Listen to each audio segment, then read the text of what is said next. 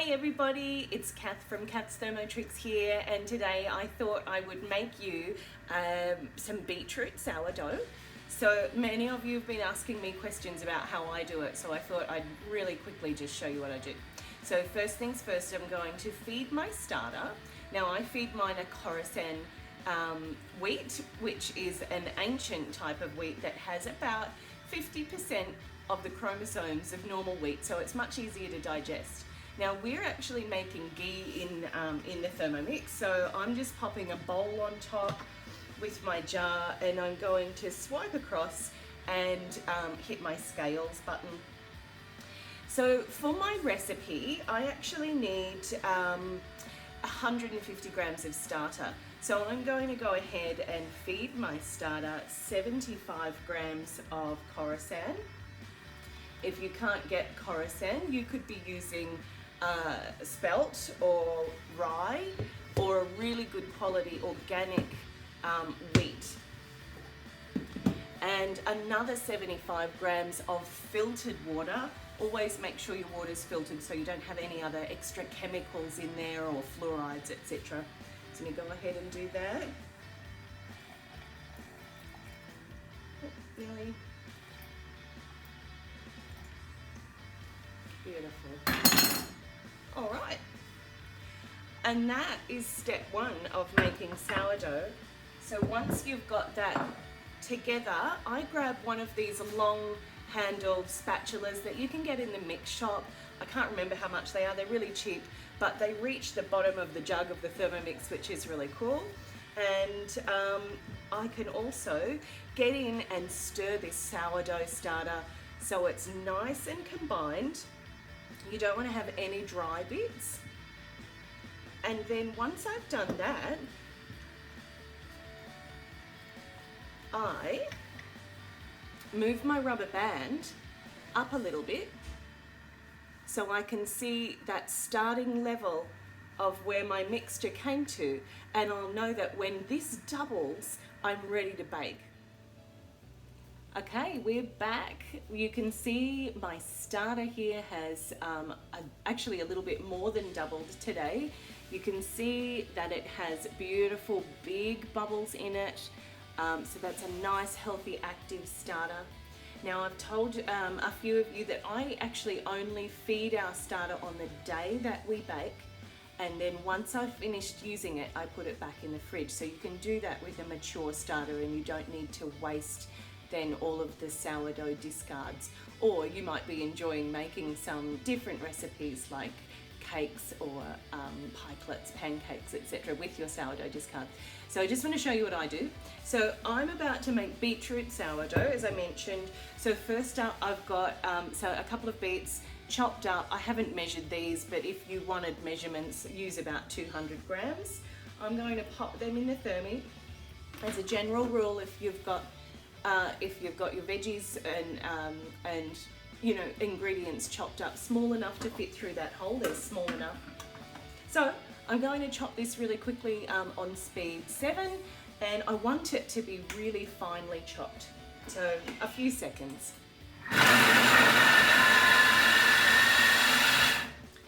So a couple of seconds and we'll have a look here.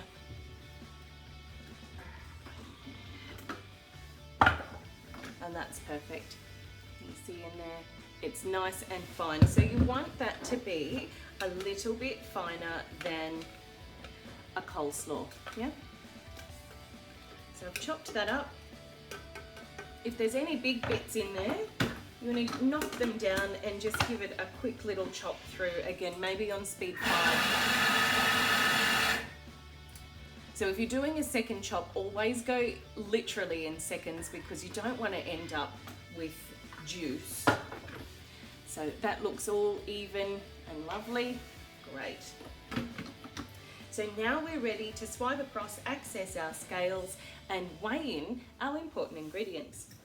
So when we make bread in our house, the only ingredients we use are flour, water, and salt, and obviously if you want any flavorings. So this recipe calls for 150 grams of starter.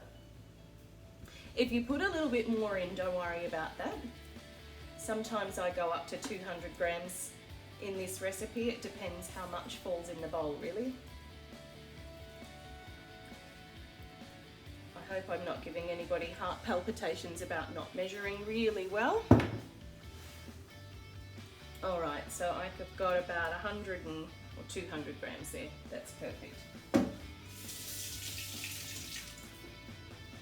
All right, we want about 300 grams of water.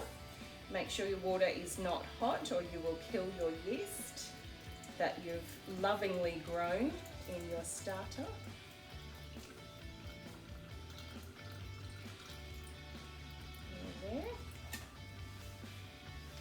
There.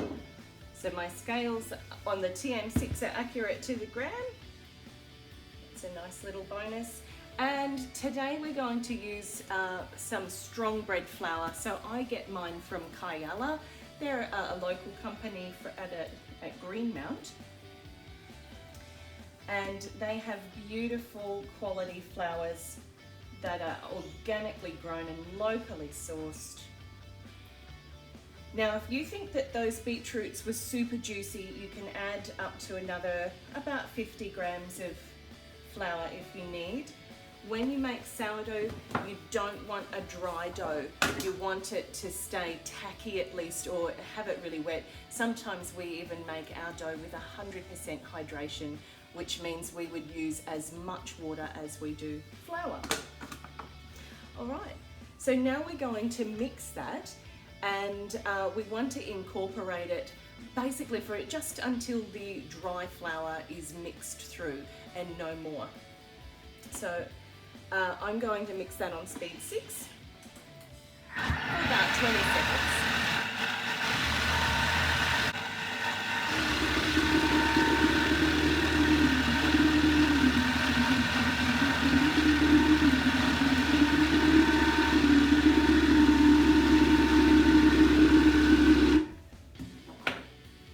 So have a little look at that.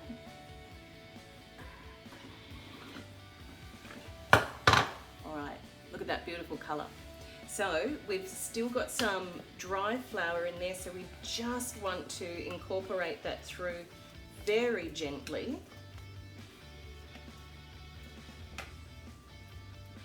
Beautiful. And next I'm going to tip it out into a bowl and literally let it sit for an hour. Now, first in my bowl, I like to give it a bit of a splash of olive oil, and that will make the next step of the process a little bit easier, which is what we call the stretch and fold. So, tipping out my dough. As you can see, it's quite a wet dough. That's okay, it'll look more like a batter at this stage. It will come together eventually, so if you look at a really wet dough, don't freak out. It just needs time.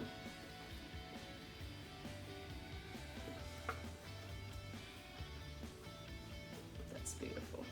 So now that our dough's in here, we're going to let it sit for an hour and do a process called autolyse, which means it's going to allow the gluten structure to relax and strengthen, and it'll also give our flour some time to absorb some of the moisture from the beetroot and the water as well. Now, if we don't want to add any salt at this stage, because the salt can actually inhibit the natural yeasts that are in your bread dough. So what you want to do is add a layer between the salt. Now, often if I don't do this next step, I will forget to put the salt in. So I mix our batter just as we've done, and then I pop my salt just on top and I leave it sit there, and I don't mix it in. And I will actually mix it through in the next step. And that way we don't forget. So grab a shower cap or some Glad wrap or a lid and just pop it on there, and we'll come back and set a timer for an hour. See you soon.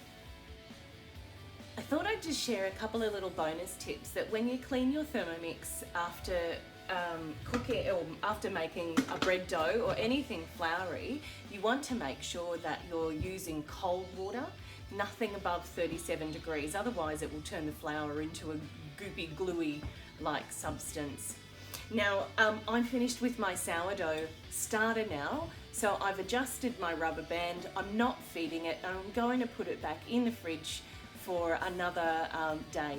So we basically only take this out of the fridge once a week, feed it on the day that we're baking, and then we put it back in the fridge again. It's really low maintenance and much, much easier to maintain a sourdough starter than it is to grow one from scratch.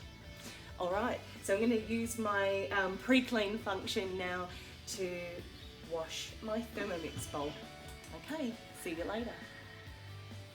When you're making sourdough, it's really important that you prepare a Benetton or a bread proofing basket. So you need to think about this before you're actually ready to use it, because we need this to be super, super dry, but also covered in a good amount of flour, because you don't want your bread to stick. Now, if you don't have one of these, you can use a bowl with a really well floured tea towel, or you could use just a bread tin as well, preferably with a lid if you can. So to get bread, or to get flour, I should say, to actually stick to the Benetton, I give it a light spray of coconut oil. And you might think that I'm going absolutely mad. Why would I want to put oil on it? It'll actually help my flour to stick. And I do have my oven preheated on 50 degrees so that while I'm doing that stretch and fold process, the flour can take its time to absorb. Now, the most absorbent flour is brown rice flour. So I've milled some brown rice myself and labeled it with a Nico, as you can see, super fancy in this house. I'm literally just going to shake some of that brown rice flour onto my Benetton, and also I'm going to give it a little bit of the Coruscant that I feed my starter. You could also use, oh, thanks Google, stop. That's telling me my stretch and folds are ready to be done. So, if you can see, I'm just letting that flour drop down and go around the sides. You always want to use a little bit more flour than you think you'll need, because you certainly don't want to go to all of this effort to have your sourdough stick. So while I'm doing this, it's a timely reminder to make sure you set a timer when you are making sourdough, because you don't want to forget about it. They do take a fair bit of effort. So, a couple of things I use when I'm doing sourdough. One is this little $4 bowl scraper that you can get from the mix shop. Now this will help me to really incorporate my salt that we left there before. So you can see this is looking quite juicy. That's okay. We're going to see how it comes together. Hopefully over the next 2 hours, when we do this stretch and folds, it will stiffen up and form a ball. So I've got my little bowl scraper, and I'm incorporating the salt through. And what you'll find is that's really tearing at the moment, and over time the flour is going to get stronger, and it will actually hold together and get quite stretchy.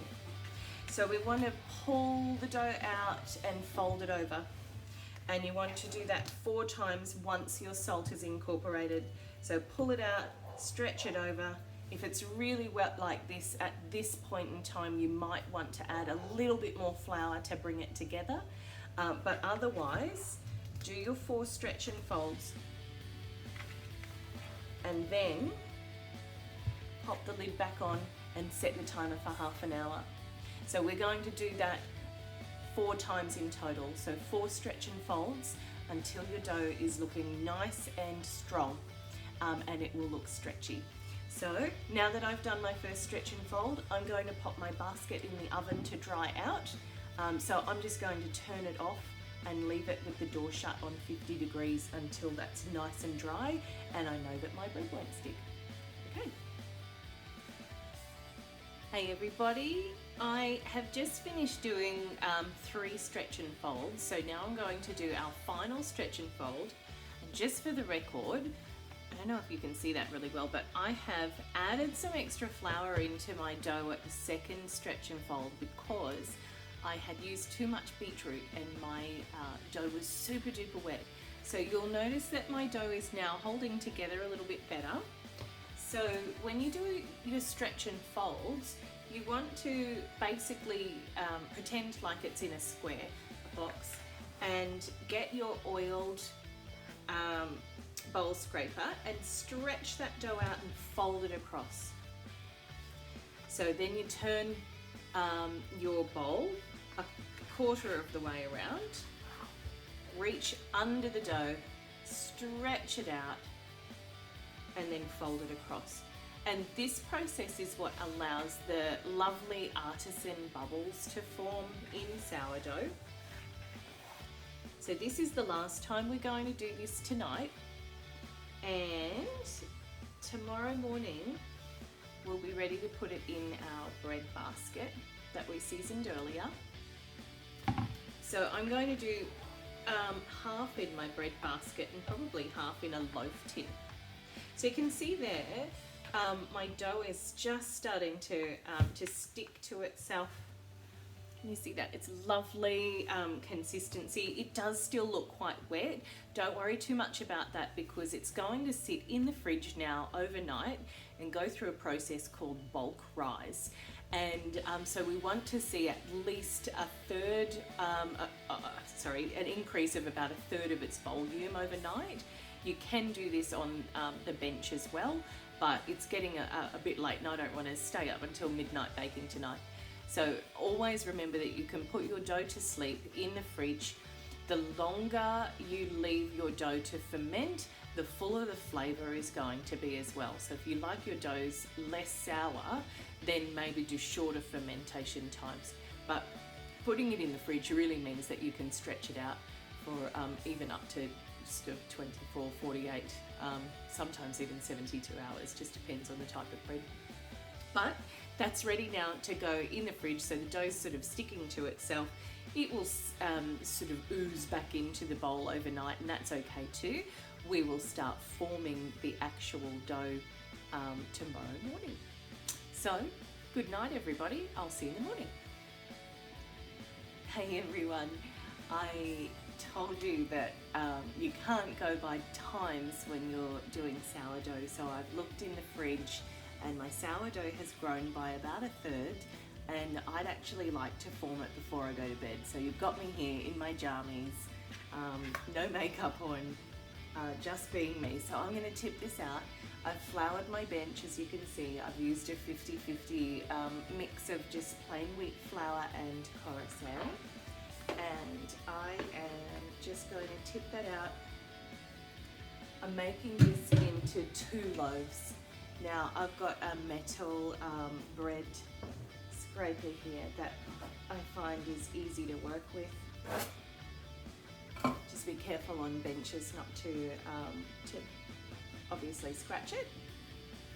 I'll set one bit aside, and with this bit here I'm going to do to make a boule or a round ball essentially to put in my brot form. So I want to first stretch it and quickly just form that into a ball. And when you fold the sides in like that, and then tip it over and just let it rest for about 10 minutes. And after that one rests for about 10 minutes, then what I'll do is make the skin tighter. Now this one here, I'm going to put that in our Thermomix bread tin. Now this one's available from the mix shop, and it does come with a lid as well, so it's a really good quality tin. It's actually handmade and promotes a really good even heat distribution. Okay, so to make a long bread, I'm a bit brain fried, you would stretch it out and fold in the ends first, and then essentially rolling the sides in, just like that.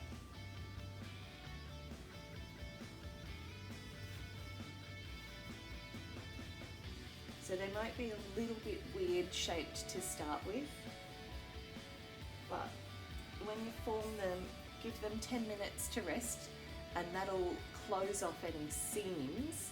And then I'll see if I can, just need to get the sticky bits off your fingers. And with this one now, see how I'm always just coating that bench with a little bit of flour. With this one, it hasn't quite been sitting there for 10 minutes, but I'll just show you the process. I want to do this, and you can see my right hand here tucking the edges of this dough under, and what that's doing is it's tightening the surface on top, and that will help the dough to actually stay in shape when it goes into the oven. But the next step, once you're happy with this dough, is you'll actually pick it up and put it seam side down in your batter tin. And then what I want you to do is flour around the edges of the batter tin so that it doesn't actually stick. Now I'm going to go ahead and do that again properly and leave that to sit for 10 minutes so it actually closes the seams a little bit. And then tomorrow morning, hopefully we'll be ready to bake first thing. All right, good night everybody. Good morning everybody. It is 7:29 and my bread has been proving all night long in my beautiful Thermomix bread tin with the lid. So I'm going to show you the difference now. Can you see how much that's grown in volume? And this is the difference with my bread in the batter tin that's been there all night long. So it hasn't quite grown enough. It hasn't got long to go though, so I'm going to leave that out on the bench to grow just a little bit more while this loaf cooks. So when I test my bread, I actually press the dough, and if it bounces back slowly, it's usually right to rock and roll.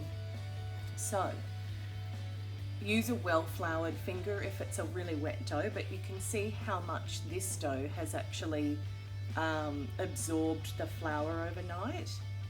Can you see that? So I'm pressing it and it's coming straight back up. So I'm going to score this loaf now. So I use a little baker's lame that just uses a razor blade on top, and I'm going to really quickly just slice the top of that. Can you see that? And that'll just help that loaf to expand. Now I've had my oven on and heated to 250 degrees, and I'm going to cook this first with the lid on for 20 minutes at 250, and then we'll take the lid off for 15 minutes and we'll test it with a thermometer, and it should measure somewhere between 95 and 100 degrees when it's cooked. All right, see you soon. All right, so we have cooked our sourdough now. So you can see that my boule has risen quite nicely in the oven. So remember, I used almost like that Dutch oven technique, but I've used what I had. So if I don't have the proper cast iron Dutch oven will work best, but this is straight out of the oven. It is boiling hot, but it's had a really nice rise. It was only a small loaf compared to our bread tin. See how it's quite flat? So this one we left out on the bench overnight, and it had nice growth in the tin, but see how I've scored it and it hasn't grown? that's a good indication that our bread has been overproved.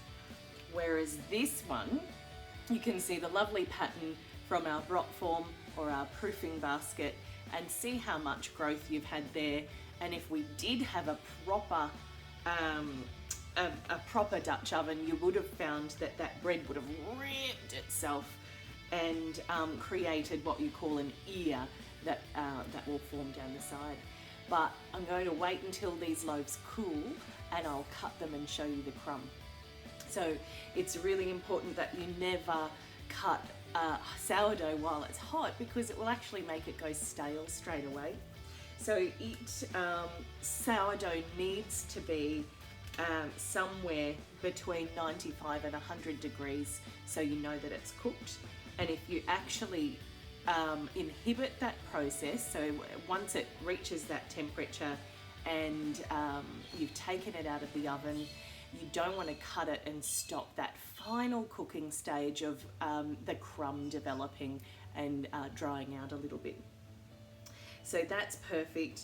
So that's sitting right now around about 95 degrees. I'm not sure if you'll be able to see that. There you go. It's 95.1. That's lovely.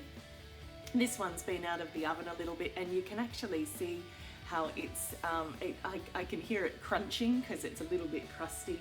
So I'm really excited to eat these a little bit later. Okay, our bread has cooled down. You can see that it's not, oh, can you hear that? It's crusty and delicious.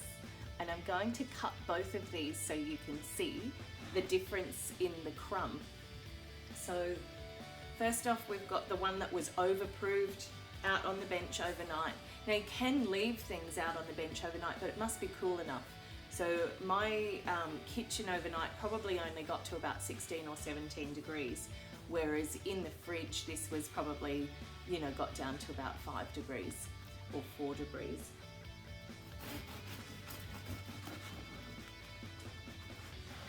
All right, there's the crumb on there. I'm not dissatisfied with that. I think that's going to be delicious to eat, and it's still, let me cut an actual piece. Can you see how squishy and delicious that is? Beautiful. And also, I know it's the hardest thing in the world waiting for sourdough to cool down so you can cut it. Can you hear the difference in the crust of this one?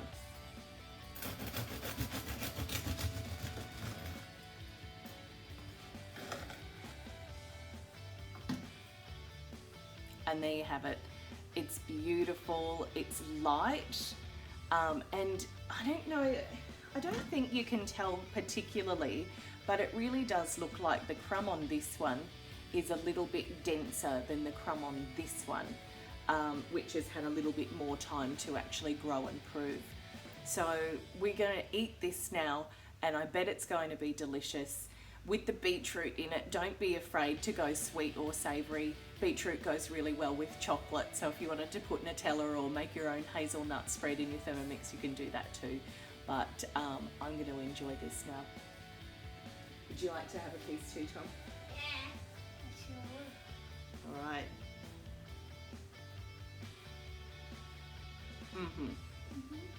That's good. Yeah? Very good. All right, I hope you've enjoyed our video tutorial on making beetroot sourdough, and hopefully we'll see you back soon. See you later from Kath's Thermotrix.